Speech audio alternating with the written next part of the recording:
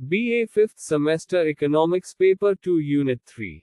Theories and Forms of Economics Integration, Meaning and Benefits, Forms of Economic Integration, Custom Union, Production and Consumption Effects of Customs Union, Problems involved in the formation of Customs Union, Political Economy of Protection, SAFTA, BRICS, IBSA.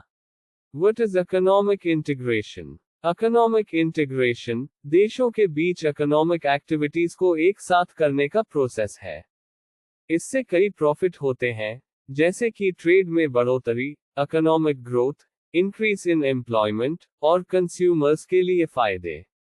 Benefits of economic integration: cost कम होती है, economy efficient होता है, capital, goods और services की demand के हिसाब से डिस्ट्रीब्यूट होते हैं, एम्प्लॉइज को फ्रीली मूवमेंट मिलता है, वीजा और इमिग्रेशन पॉलिसीज की जरूरत नहीं होती, मार्केट एक्सपेंशन और टेक्नोलॉजी शेयरिंग बढ़ता है, देशों के बीच ट्रेड बढ़ता है, एम्प्लॉयमेंट अपॉर्चुनिटी बढ़ती है, टेक्नोलॉजी और नॉलेज शेयर होता है, इकोनॉमी मजबूत होती है, पॉलिटिकल रिलेशन मजबूत होते हैं, देशों के बीच कॉन्फ्लिक्ट कम होते हैं।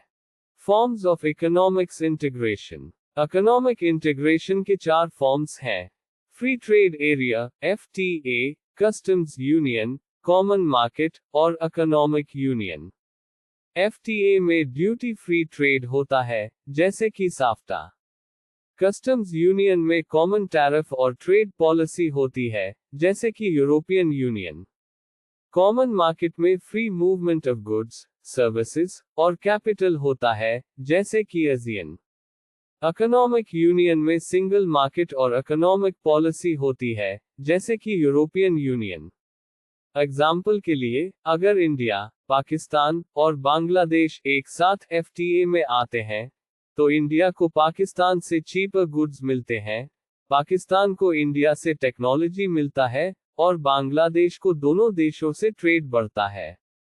आखिर में, इकोनॉमिक इंटीग्रेशन देशों के बीच इकोनॉमिक कोऑपरेशन को बढ़ावा देता है और उन्हें ग्लोबल मार्केट में कम्पिटिटिव बनाती है। क्या है कस्टम्स यूनियन? कस्टम्स यूनियन एक एग्रीमेंट है जिसमें कई देश एक साथ आते हैं और एक कॉमन मार्केट बनाते हैं। इसमें ट्रेड को बढ़ावा देना और इकोनॉमिक ग्रोथ को प्रमोट करना होता है। कस्टम्स यूनियन देशों के बीच एक एग्रीमेंट होता है जो ट्रेड बैरियर्स, जैसे कि टैरिफ्स, को रिड्यूस या एलिमिनेट करता है। कस्टम्स यूनियन के production effects: 1. Increase trade. Customs union trade को बढ़ावा देती है, जिससे प्रोडक्शन में इंक्रीजमेंट होती है। 2. Industrial growth. Customs union industries को प्रोटेक्ट करते हैं, जिससे उनकी ग्रोथ होती है। 3. New opportunities. कस्टम्स यूनियन नए मार्केट और अवसर खोलते हैं। 4. Increase production targets. Custom union से देशों का प्रोडक्शन बढ़ता है और वह अपने टारगेट को ऊंचा कर पाते हैं। कस्टम्स यूनियन के consumption effects: 1. Benefits for consumers. Customs union consumers को चीपर और बेटर क्वालिटी के गुड्स प्रोवाइड कराता है। 2. Increased variety. कस्टम्स यूनियन में कंज्यूमर्स को डाइवर्स गुड्स और सर्विसेज मिलते हैं। 3. Price reduction. कस्टम्स यूनियन में प्राइसेस में कमी होती है। 4. Increased consumption. कस्टम्स यूनियन में कंजम्पशन में इंक्रीजमेंट होती है। Problems involved in the formation of customs union: 1. Unfair trade practices. देशों के अनफेयर अनफेयर ट्रेड प्रैक्टिसेस हो सकते हैं। एग्जाम्पल: एक देश दूसरे देश के गुड्स को टैक्स लगाकर उनकी सेल को कम कर सकते हैं। 2. Political disagreements. देशों के बीच डिफरेंट पॉलिटिकल व्यूज हो सकते हैं। एग्जाम्पल: एक देश दूसरे देश के डिसीजंस को एक्सेप्ट नहीं करते। 3. Technological differences. देशों के बीच डिफरेंट टेक्नोलॉजिकल कैपेबिलिटीज हो सकती है। एग्जाम्पल: एक देश का IT सिस्टम दूसरे देश के IT सिस्टम से अलग हो सकता है। 4. Enforcement of rules. देशों के बीच रूल्स और रेगुलेशंस को फॉलो करने में समस्याएं हो सकती हैं। Solutions of Customs Union 1. Cooperation. देशों को एक दूसरे के साथ मिलकर काम करना चाहिए। 2. Communication. देशों को एक दूसरे के साथ ओपनली बात करनी चाहिए। 3. Compromise. देशों को एक दूसरे के साथ कॉम्प्रोमाइज करना चाहिए। 4. Technical assistance. देशों को टेक्निकल हेल्प देनी चाहिए। कस्टम्स यूनियन बनाने में प्रॉब्लम्स आती हैं, लेकिन उनका सॉल्यूशंस भी पॉसिबल है। देशों को एक दूसरे के साथ मिलकर काम करना चाहिए और कॉमन गोल्स को अचीव करना चाहिए। Political economy of protection.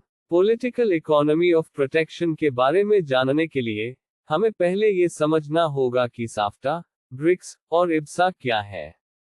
SAFTA, south Asian free trade area. SAFTA एक फ्री ट्रेड एग्रीमेंट है जो साउथ एशियन कंट्रीज के बीच ट्रेड को बढ़ावा देता है।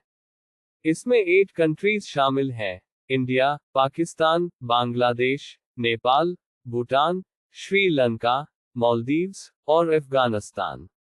BRICS, Brazil, Russia, India, China और साउथ अफ्रीका। ब्रिक्स एक इकोनॉमिक ग्रुपिंग है जो 5 मेजर इमर्जिंग इकोनॉमीज को एक साथ लाती है। ये ग्लोबल इकोनॉमिक इश्यूज पर फोकस करता है और इकोनॉमिक कोऑपरेशन को बढ़ावा देता है। इब्सा, इंडिया, ब्राजील और साउथ अफ्रीका। इब्सा एक डायलॉग फोरम है जो 3 कंट्रीज के बीच इकोनॉमिक और पॉलिटिकल कोऑपरेशन को बढ़ावा देता है। ये डेवलपिंग कंट्रीज के इश्यूज पर फोकस करता है और उनकी इकोनॉमिक और सोशल डेवलपमेंट में मदद करता है। अब पॉलिटिकल इकोनॉमी ऑफ प्रोटेक्शन के बारे में। ये एक कॉन्सेप्ट है जो देश के अंदर और बाहर दोनों जगह प्रोटेक्शनिज्म को प्रमोट करता है। प्रोटेक्शनिज्म का मतलब है कि गवर्नमेंट अपने इंडस्ट्रीज और बिजनेसेस को प्रोटेक्ट करता है फॉरेन कंपटीशन से। लेकिन साफ्टा, ब्रिक्स और इब्सा जैसे एग्रीमेंट्स और ग्रुपिंग्स प्रोटेक्शनिज्म को कम करते हैं और फ्री ट्रेड और इकोनॉमिक कोऑपरेशन को बढ़ावा देते हैं।